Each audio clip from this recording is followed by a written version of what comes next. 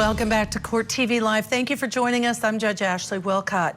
A suspect has been named in the Delphi, Indiana murder investigation. Police have now arrested 50-year-old Richard Allen. He was arrested on Friday. He's being held without bond at the Carroll County Jail and now is without bond in that jail. Abby and Libby, Doe and death have had a profound effect on so many of us, on how we live, and as importantly, who we all should be. Investigators believe that Allen is connected to the murders of 13-year-old Abby Williams and her best friend, 14-year-old Libby German. They were last seen going out for a walk in February of 2017. And later were found dead on a hiking trail in that very same park. Here with me to discuss this investigation is forensic criminologist Dr. Laura Pettler.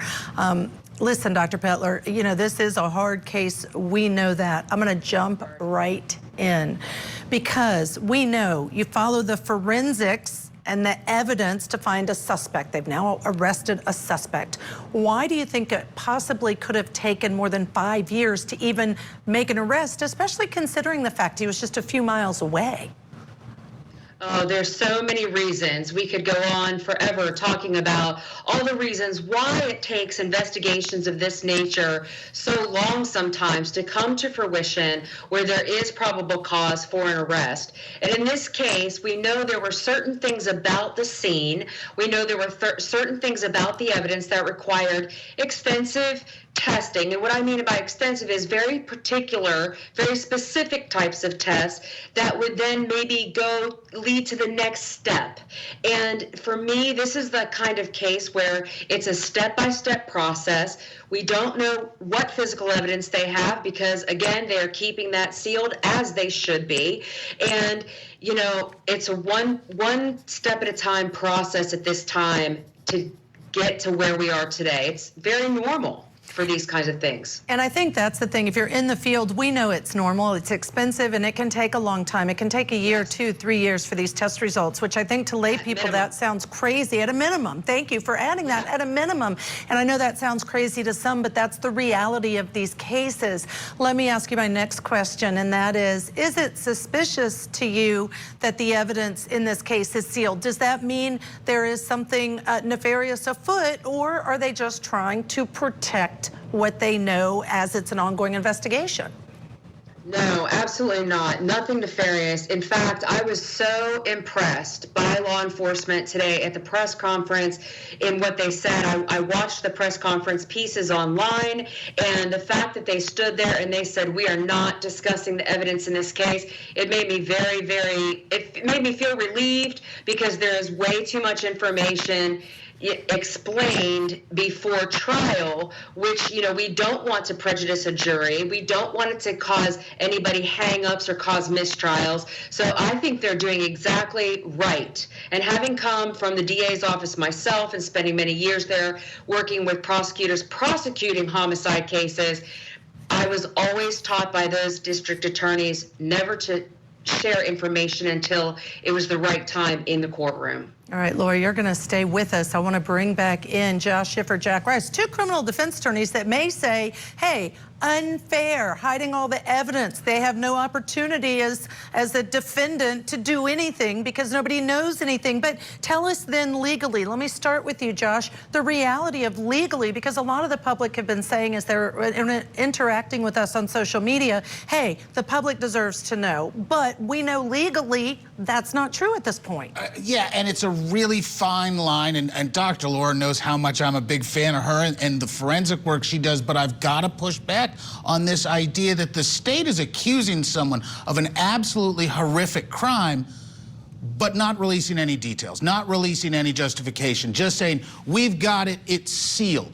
And I have a problem with that because I really believe the Sixth Amendment makes this process as transparent as possible. Certainly there are exceptions. I'll be interested to see which one the state used for this particular juncture. As the press release, that's just bolstering without any evidence behind it. No, I will say that they did say, Jack, for the press release, that there will be a public hearing to address the fact that the probable cause affidavit is sealed at this point, and the judge may then say, okay, there's not enough reason, it's not going to continue to be under seal. But Jack, weigh in. Do you agree with Josh or Dr. Laura or somewhere in the middle?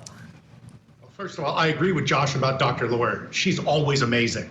And so I'm afraid to be on the other side of her on almost anything. At the same time, I also agree with Josh on this other piece, that when we're talking about probable cause, when we're talking about the ability to confront evidence, when you talk about taking somebody's liberty and putting them in a steel box and saying, we're going to keep you, but we're not going to necessarily tell you what it is that we have, I always have a problem with that. And so at the same time, you're going to see a very concerted effort by the defense to get a very clear understanding and a justification from the state as to why they're saying it's Richard Allen. You can't just say, well, he was one of those guys who was close and he had a fire pit and we decided he might be the guy. That's not enough. They know that too. So this is going to be a fight. We all know what's coming.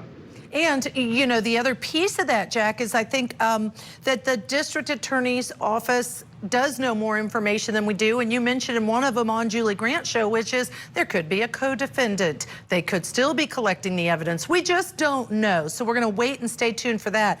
All right, Laura, I've got to bring you back in for your forensic expertise because I really want to put you on the spot a little bit because I know how well you'll handle it. Your reaction to the mugshot of Richard Allen, who was arrested, now named as the suspect, versus the sketches made of the potential suspect. So remember, those sketches, both girls were murdered, so the sketches were based on that little clip of video that one of the girls recorded. Amazing hero to have had the foresight to say something's going on, I need to hit record. But what do you make of the comparison? Keeping in mind one more thing for the viewers, and then I'll be quiet, Laura, and that is that the first two sketches were different. They were not exactly the same during the last 5+ years. You know what, Ashley? I think that sketches are amazing because we've seen, like in the case of Honey Malone or Nicole Smith, that they worked very, very well.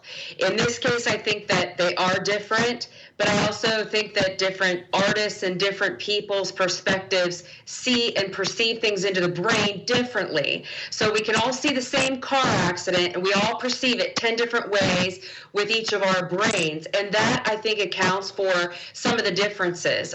Eyewitness testimony is notoriously erroneous in many different ways. It may be less than 40% accurate in some cases. So the fact that the sketches might be different from what Mr. Allen looks like, I don't think that is going to make any difference in the long run. And I'd ask if we can put back up for our viewers the sketches on each side and the picture mugshot of Richard Allen in the middle, if that's possible, because I want to point this out, and that is your point of perspective, because the ones on the sides don't look alike. To me, if I saw the two sketches now on the screen, I wouldn't say they necessarily look alike, but then to me, the one on my left looks like the mugshot. As a defense attorney, Josh, do you put any merit in this at all? No, and really, we're going to try to delegitimize this as a useful tool because you see the variances involved in sketches. And really, the state, while it is nice bells and whistles, and juries like the idea of sketches, this isn't necessarily what moves the needle when it comes to a conviction or really strong evidence. If a sketch is what the state is basing their case off of, it's going to be a real short case, and Dr. Laura and Jack know that. There's got to be a lot more oomph there with whatever their upcoming disclosure is. And I think the frustration for everyone, and again, one of the girls actually took the little video the sketches were then based on, and in spite of today's incredible technology, it still was not a clear picture of that individual walking on the bridge. I want to listen. We talked a little bit earlier about Libby's sister. She is the one who dropped these girls off at the park. They didn't have school that day. It was the middle of the afternoon. And some time ago, Kelsey spoke about what happened. Let's listen together. Libby walked into the bathroom and asked if I would take them, go with them, and spend the day just enjoying the trails and taking pictures. Since I had to work, I said no. So a little while later, she came and asked me again, and I told her if she could find a ride home, I would drop them off. When they got out of my car, I made sure they both had sweatshirts. I told them goodbye. I told Libby I loved her. They walked out, and that was the last time I saw them. This poor 17-year-old is just as much a victim in terms of what she's had to go through and the trauma, and no fault. You know, these innocent crimes, people go back and think, what could I have done differently? But there's absolutely no reason to think that, because you can't go back and you didn't do anything wrong or amiss. And let me get everyone's last thoughts about the forensics in this particular case in terms of the drawings and forensics we know at this point. Jack, your thoughts first. Well, first, I want to go to the tenacity of this young woman. I mean, you watch that, you listen to that, you can even hear the pain behind that voice. And this young woman, her family, who was out there just beating the bushes and just screaming from the top of their lungs, and they have for 5.5 years. The idea that they're still out there when everybody else is going to forget, they're going to be screaming when no one else is listening anymore, and that really says something. So the forensics, yes, we're going to see how that shakes out. But I can tell you, when you talk about the power that we have here, it's a power of a loving family who is saying, I am not going to let you forget my child, my sister, my loved one, and that means something. Jack, that is the truth. Josh. You know, I love the fact that the state is moving forward. Justice delayed is justice denied, and it's very important, especially with victims like this, that we get an answer to what happened. However, as a criminal defense lawyer, these are allegations, 5.5 years old, with very limited evidence that's under seal. The state better bring a lot more. Otherwise, this is the abuse of a citizen, and it's completely inappropriate. And I must say this, surprising to me at the press conference, Josh, that they actually released the next dates, meaning they've already set a trial date already. We don't even know all the details, but a trial date's been set. Dr. Laura Pettler, you know I adore you, your expertise, and everything you offer to the field of forensics. Tell me your final thoughts forensically about this case. First, I do agree with both Jack and Josh, of whom I'm also big fans of their work and yours. And it is an immense amount of information. And as a forensic criminologist, as a death investigator, I sit here in our murder room and work on murder cases all day long. And it is daunting. I think that Josh is exactly right, that the state is going to have to bring their evidence. It's going to need to be clean. It's going to need to be very, very well organized.